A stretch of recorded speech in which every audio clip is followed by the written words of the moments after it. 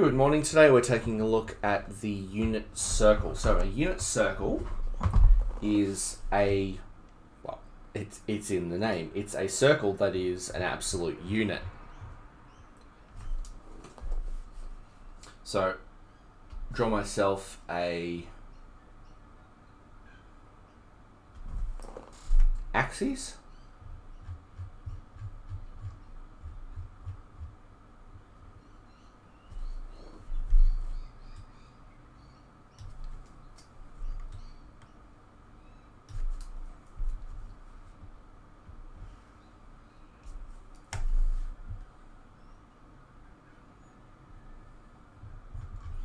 Now, a unit circle is a circle that has a fixed radius of 1. Alright, so whatever length I draw is going to be length 1. So we'll draw that, and we will say that that is 1 unit of length.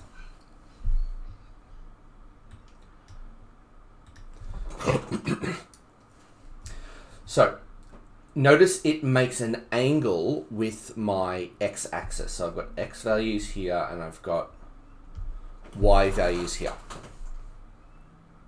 So it makes an angle with the x-axis, which we can label there. And that angle we're going to call theta.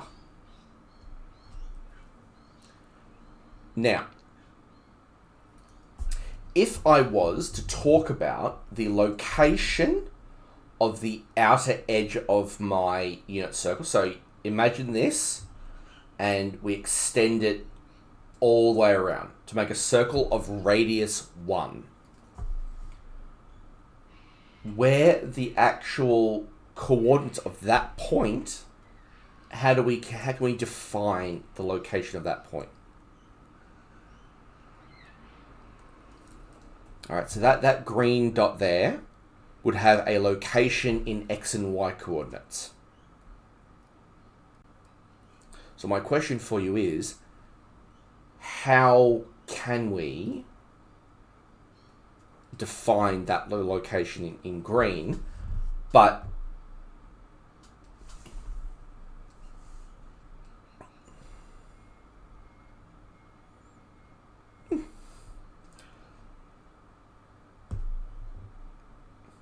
yeah, that was my what?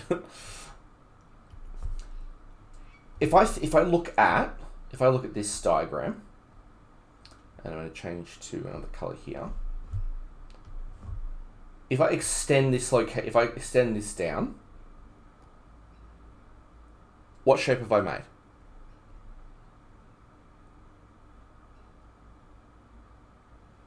Triangle.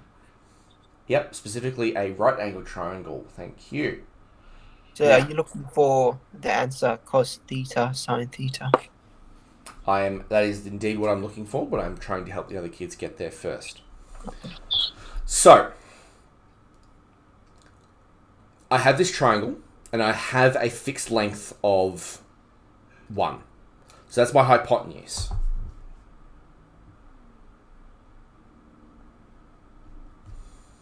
Now, if I wanted to know this coordinate here, well, obviously we are used to writing it as x comma y because that's how we write coordinates. Well, so x represents how far along the x-axis it actually is, and the y value represents how far up or down the y-axis it is. So, if I just call this length here x, and I call this length here y, and I wanted you to come up with some definitions of what x is equal to using theta, this is why we got you to do a revision of your trig ratios. So, I take this and I look at it. Okay, this is my reference angle. I have a hypotenuse that I know, and then I have 2 unknowns that I don't know. So if I take a look here at x, I have a hypotenuse, I have an adjacent, and I have an unknown angle. So I can say that whatever cos of theta is going to be equal to adjacent over hypotenuse. And look at that, conveniently, because it's over 1, what can I do? You can simplify it to cos theta equals x. Yep, I can just ignore the over 1, and now all of a sudden I have this relationship that x is always equal to cos of theta. And then I can repeat the same thing with my y value. So sine of theta is equal to O over h. O in this case is y, and h is still 1. That means that my y value is always equal to sine of theta. And because I have x equals this and y equals this, well, then I can suddenly rewrite my coordinates instead of being x, y. Well, I can say, well, I know what x is. X is always cos of theta, and y is always sine of theta.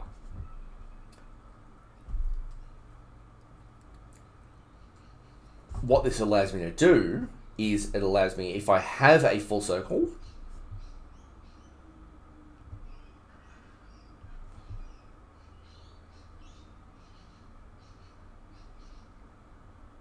oh wow, it's not bad. Oh, I said that and then it bungled it right at the end there. That no matter what my angle is, I can always figure out the exact location and coordinates of my circle, as long as I know what the angle is. So if I am floating around on this point all the way down here, if I can measure how far around that is, usually because I'm told, well then I can simply state the exact location of that coordinate. Yes, it is going to be more than 90 degrees or pi on 2 radians, but your CAS can still handle it.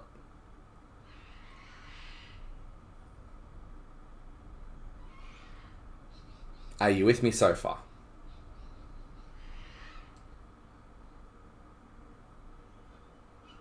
So, it is a circle centered at 0, 0 with a radius of 1, where the x and y coordinates are determined by cos and sine of whatever angle it makes with the x-axis. Now, what this also allows us to do is it allows us to start paying attention to some of the patterns that show up when we are doing cos and sine above 90 degrees. Alright, so if I start doing sine and cos, and I'm greater than 90 degrees, you might notice that some of the things start showing up. And some of the numbers might repeat themselves. Or they might suddenly start being negatives of other values that we've previously worked with. So, case in point, what about if we... Where's my CAS?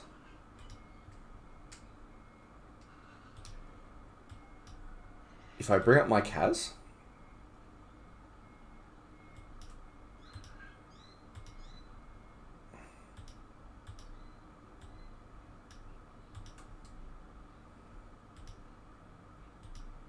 There it is.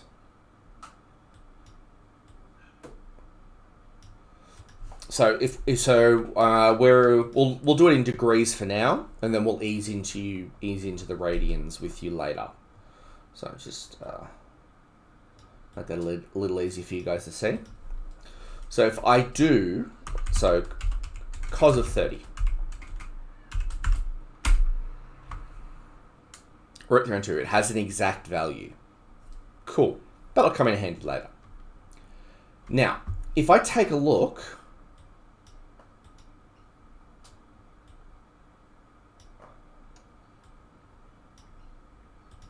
at my unit circle, that means that I am at 30 degrees. That means wherever this is root 3 on 2 across and sine 30 up, which happens to be a half. What about if I go all the way around and I operate here, and instead of thinking about it as 30 from here, what about 30 from here? So if I go all the way around, how many degrees am I at?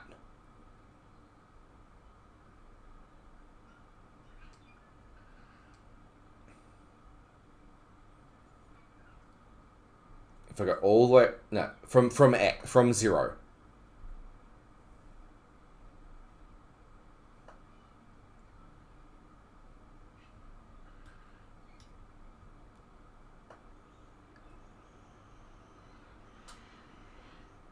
From 0, you need to be watching me in full screen. If I go from 0 and I measure all the way around to the opposite side, that's 180 degrees. If I go back 30 degrees from that, how many degrees am I now at? 150. 150. So let's go onto our CAS and have a look.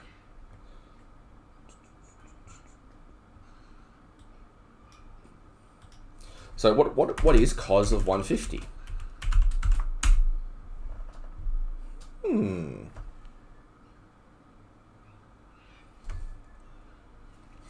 Which, this makes sense because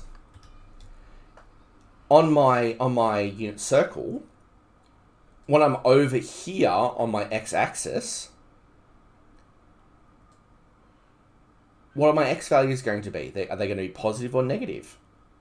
When I'm operating over here in this section of the graph, the top left or the second quadrant, what does that tell me? It's negative because I'm using this ratio that x is equal to cos of theta. Well, all my x values over here in this quadrant are negative. Therefore, anything over 90 to 180 is going to be a negative value. And it just so happens that cos of 150, which is 180 minus 30, happens to be the negative of cos 30. And you can start seeing there that there are some patterns that are going to emerge. If I look in the second quadrant and I look at the y values, and I look at the y values of my point here, so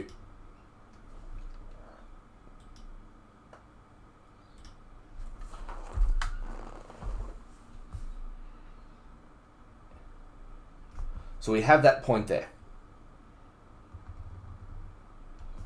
And obviously still 1. Now, this whole angle is 150, which means that this little angle in here is 30 still. Now, we've defined that, so we're talking about cos of 1. So this point here is cos of 150, comma, sine of 150. But if I look at the y values, are my y values still going to be positive or negative? Positive. It's going to be positive. So, can I get a prediction for whether sine of 150 is going to be positive or negative?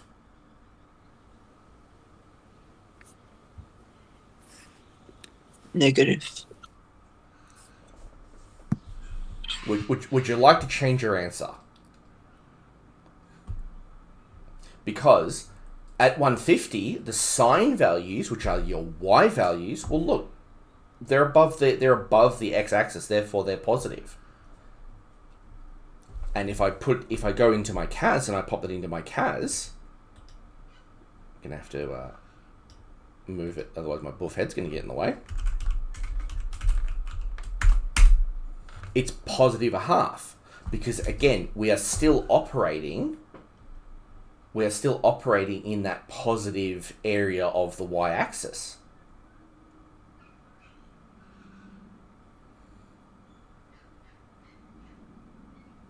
And what relationship is there between 180, 150, and 30?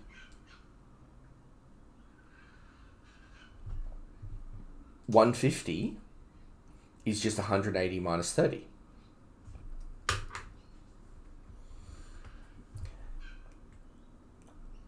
Let's take it to its logical extreme. Let's go, instead of being 30 degrees above 180, let's go 30 degrees below. So how many degrees am I now at?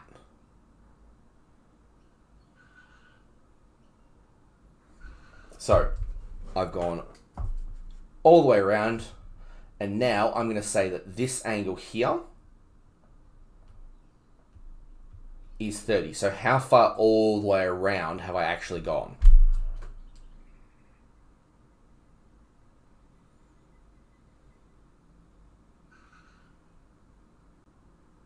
I've now gotten all the way around to 210. Now, look at my x values. Are they going to be positive or negative?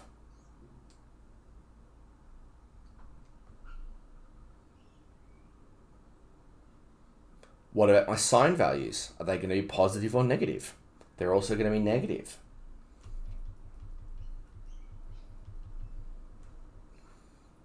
Because if you look at that, they're on the negative axis.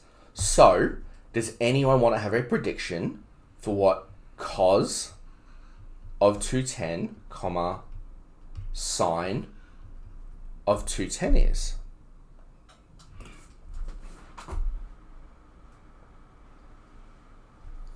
Where is this point here? What are the exact coordinates of it?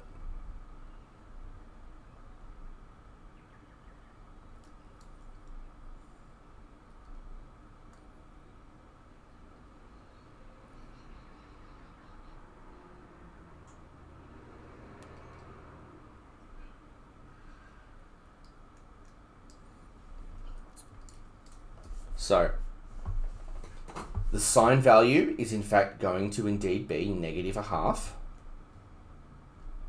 And cos of 210 is going to be the negative of cos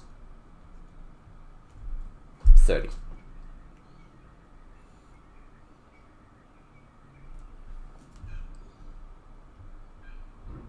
But still negative. If I then go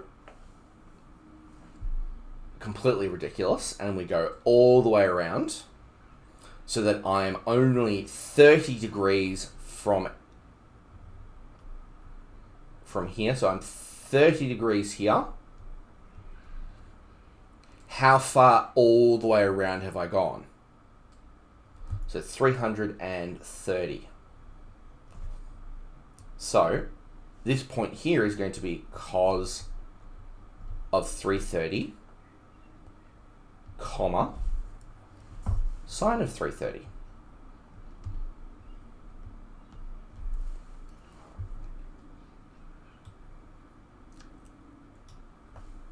So, are my cos values in this section of the graph going to be positive or negative? Yeah. So it's going to be a positive of the square root 3 on 2. But it's going to be a negative because my y values over here are all negative.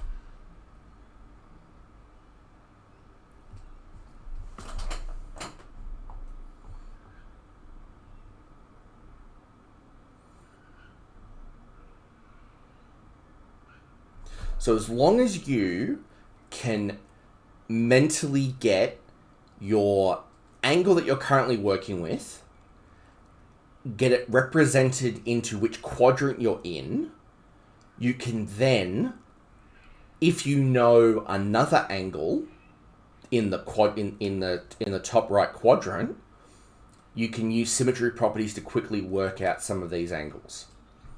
All right, and next period, I'm going to teach you how to create these tables of values here,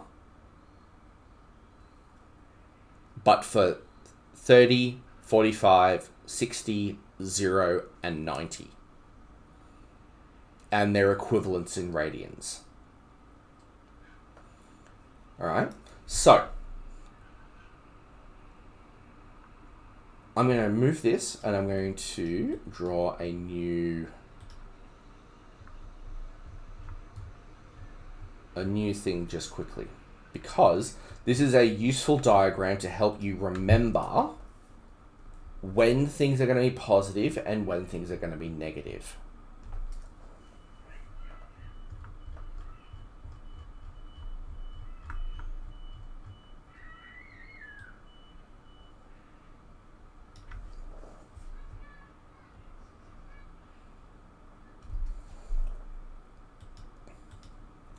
So, if we just quickly go back to our original, sine and cos over here, are they positive or negative?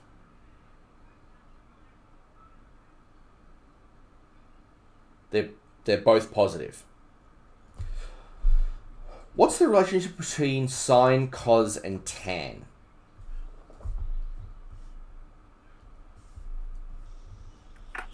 Tan is equal to sine divided by cos. Yeah. Tan of theta is equal to sine theta over cos theta. So in this section of the graph, we've said that sine is positive and cos is positive. What does that mean tan is going to be?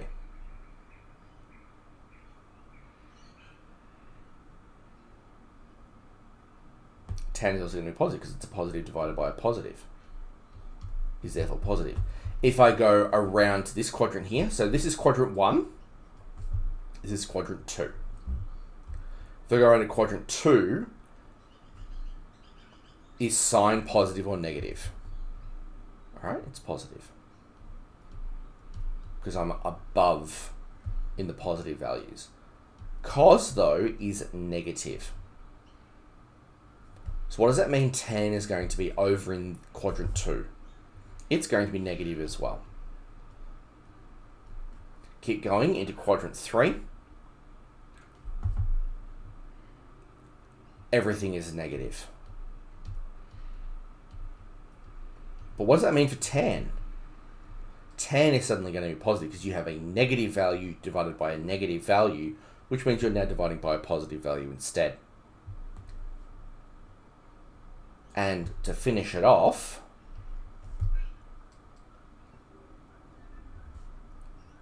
sine is negative, cos is positive, and that means that tan is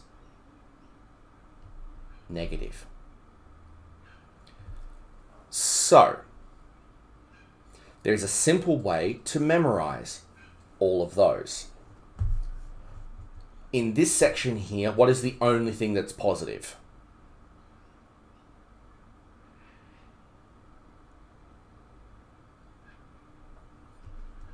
So I call it C. Over here, what is the only thing that's positive? Here, what is the only thing that's positive? S. And here, what is positive? Well, they all are. So you can go C, A, S, T. And know that if you can work out what quadrant you're in, you'll be able to tell whether your sine and cos values should be positive or negative.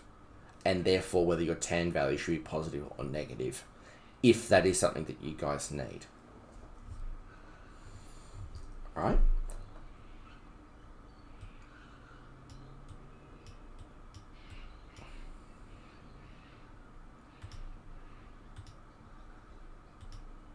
So, one more diagram and then I'm done and you guys can head off and make a start. Now remember that when we are doing this, all of our angles must be measured from the horizontal. All right, going from the vertical is not going to accomplish anything. It's just going to confuse you and mistakes are going to get made. So, I have an angle here that's theta. If I'm looking for a symmetrical point on the other side in quadrant 2, that means if I put a mirror down the middle here, I'm going to have a point over here. And this angle is instead going to be theta. Alright, because it creates symmetry. This angle here, what angle is it in relation to the original angle?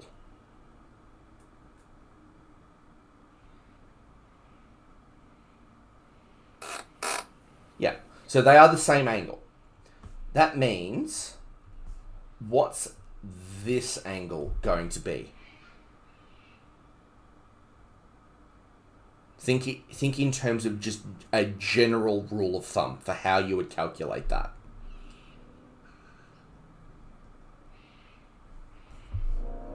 Yeah. So this angle here is going to be equal to 180 minus theta. So measure theta from here. Now, if we combine this information with this diagram up above here, we can go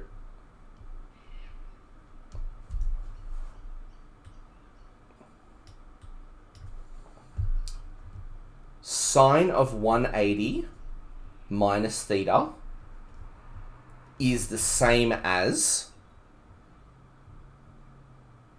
What is it going to be the same as? Is it still positive or negative?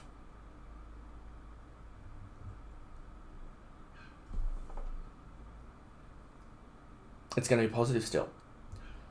But not just any positive, it's going to be the same as the sine of theta. So if you have an angle here, so for example, if I said, okay, well, what if I asked you what the sine of 120 is? Well, you could then go, well, sine of 120 is sine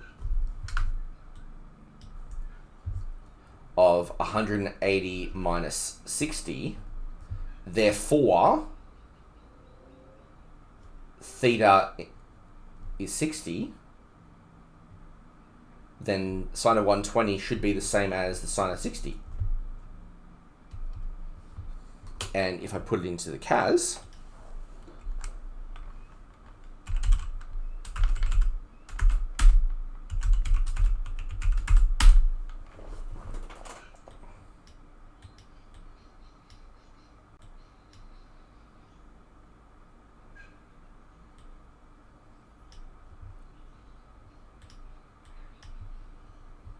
there they are. They're the same still.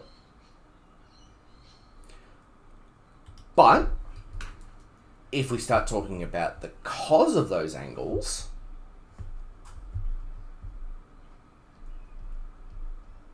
cos of 180 minus theta, are my cos values positive or negative?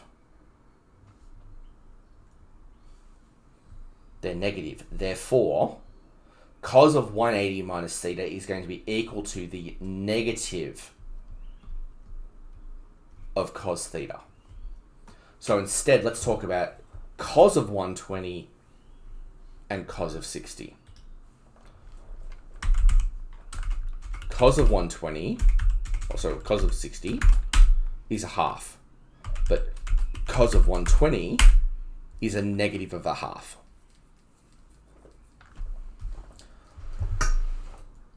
And then tan is is going to be the same. It's going to be the negative of it because you have your symmetry properties down pat. If you're working in this quadrant here, down in quadrant 3, then you are thinking about things in terms of 180 plus theta. And then in quadrant 4, you are thinking about things in terms of 360 minus theta.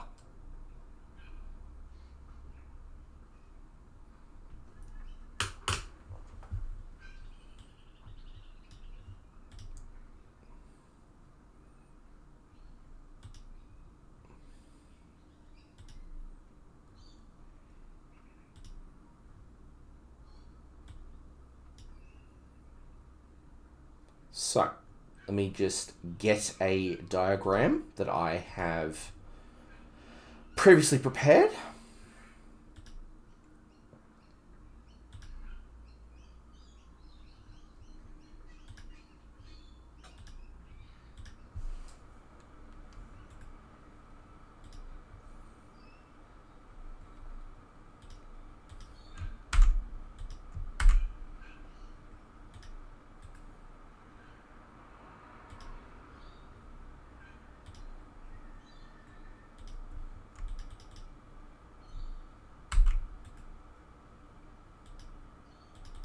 This one does want to copy in for me.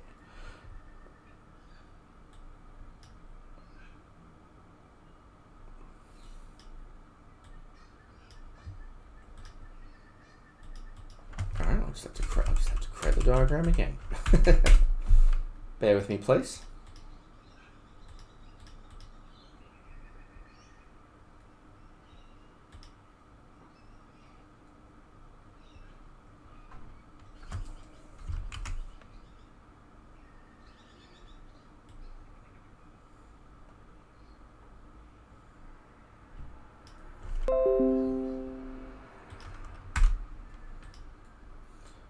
That is how we get this diagram that you will have seen in your textbook.